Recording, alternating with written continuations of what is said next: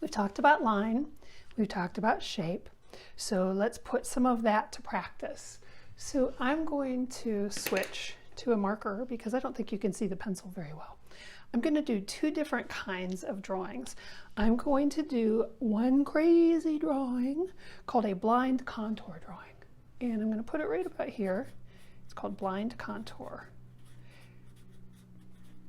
A blind, whoops, spelled it wrong, U-R. It's a U. A blind contour drawing is when you don't look at the paper. Okay, so the whole time I'm drawing this, I'm going to never look at the paper. It's going to be crazy. If it's not crazy, you're probably not doing it right. So I found this iron just sitting in the room where I work. That's where it lives all the time. And that's what I'm going to do because it's close up. And I'm going to post a picture of the iron. So when you do your blind contour drawing and your regular contour drawing, you can either pick something else or you can use my iron. So I'm going to be quiet now because you have to kind of go slowly. Pretend there's a little bug crawling on this iron. And the bug, remember we said, is a blind contour is the edge of everything. So my little insect is crawling down the side. Now I've not looked at my paper.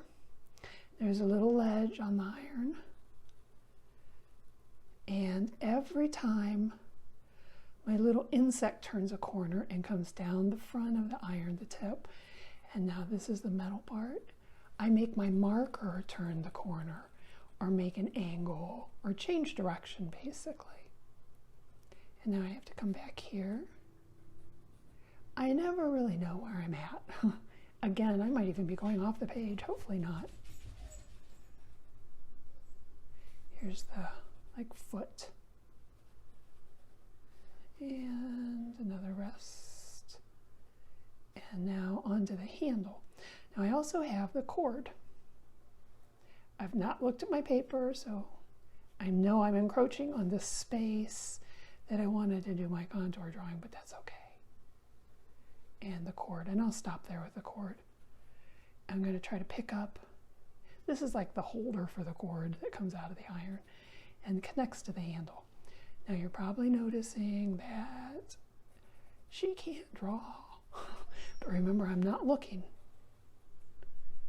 My little insect is moving ever so slowly down the front, and now I'm back to the front of the iron with some buttons and gadget and a little spray nozzle comes out, and now I'm back to the front, and there's this metal piece, curves around like this, comes down to the bottom of the iron, and then I've got the handle where you stick your fingers, which is also the negative space.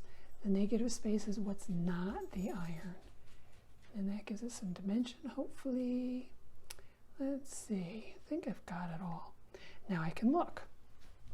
One crazy iron. Remember I told you it's a little crazy, but you can kind of see the front. There's some shapes here that I might not have drawn very well, and that's what you're looking at when you finish. It's going to be crazy. Everything's going to be out of place. This is too small for this, but what you're looking at are some things that you might not have seen. This is kind of a nice shape.